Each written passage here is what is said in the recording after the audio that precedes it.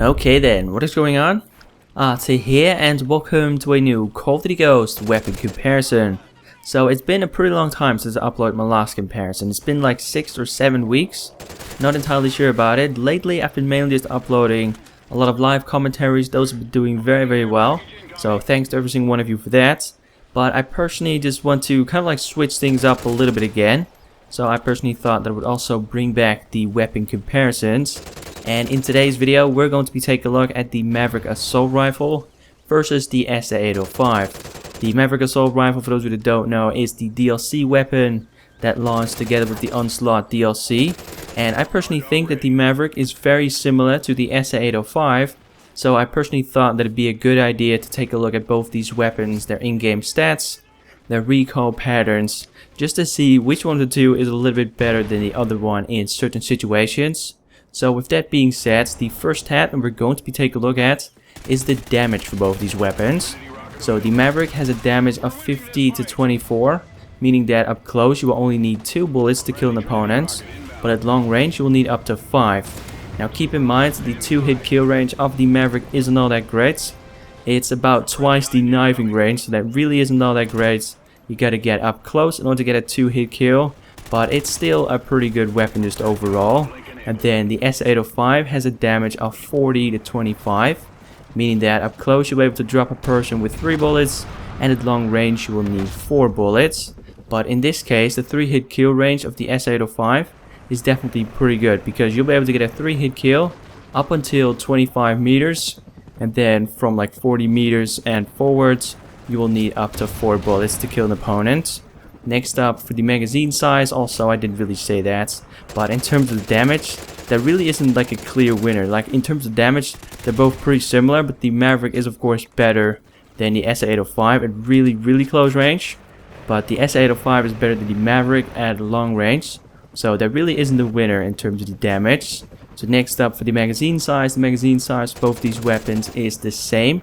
Both these weapons have 30 bullets in the regular magazine and 45 bullets in the extended magazine.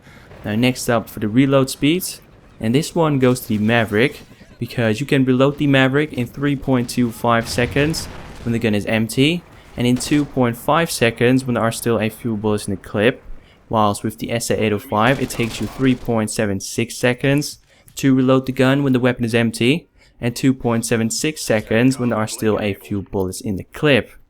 Next up, for the fire rates, this one of course goes to the SA-805. The Maverick has a pretty low fire rate for your average assault rifle, but here we go, the SA-805 has a fire rate of 769, whilst the Maverick has a fire rate of 652. And then finally, for the kill time, you can calculate the kill time by taking both the fire rate and also the amount of damage that these weapons deal. And then for the Maverick at close range, you get a kill time of 184 milliseconds, at medium range 322 milliseconds, and then at long range 460 milliseconds.